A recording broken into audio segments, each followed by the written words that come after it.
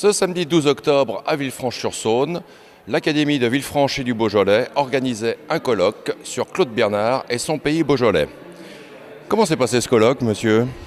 Écoutez, c'est difficile d'être jugé parti, puisque, comme vous le savez, j'ai été un peu le responsable coordonnateur de l'organisation de cette journée.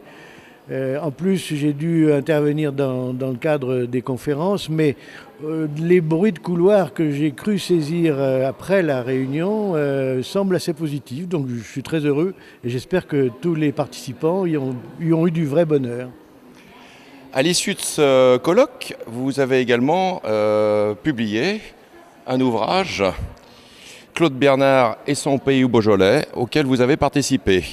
Pouvez-vous nous en dire un mot, s'il vous plaît ? Alors, ce document est un livre qui rassemble toutes les communications de chacun des conférenciers pendant cette journée.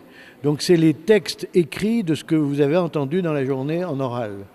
Et c'est un document très classique dans les colloques scientifiques ou culturels.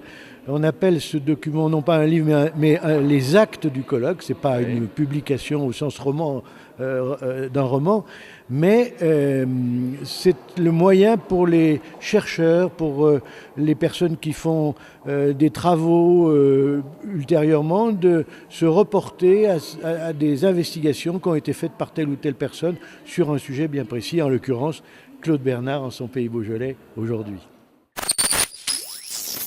Ce colloque a également été l'occasion d'éditer un DVD consacré à Claude Bernard à Saint-Julien. Nous avons pour nous en parler son auteur, Daniel Chiras. Pouvez-vous nous parler de ce DVD, s'il vous plaît ? Oui, alors lorsque j'ai acheté ma maison à Saint-Julien, j'ai découvert que j'étais dans le village natal de Claude Bernard. Et je me suis intéressé aux savants et j'ai découvert l'homme Claude Bernard.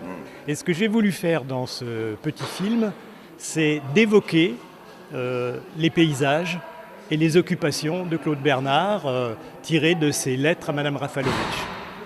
Voilà, c'est comment un homme, fils de vigneron, est devenu un très très grand savant à Paris, mais revenait régulièrement pendant les vacances, pendant ses vacances d'été, surtout ses vacances d'automne d'ailleurs, puisqu'il venait présider, comme il disait, ses vendanges. Et donc c'est une évocation avec les paysages à la fois de son enfance et de son grand âge, non, il n'était pas très vieux d'ailleurs, pour essayer de montrer comment l'environnement, son environnement, avait façonné l'homme.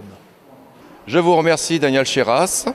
Donc, votre DVD et le livre sont en vente dans toutes les bonnes librairies de Villefranche et d'alentours.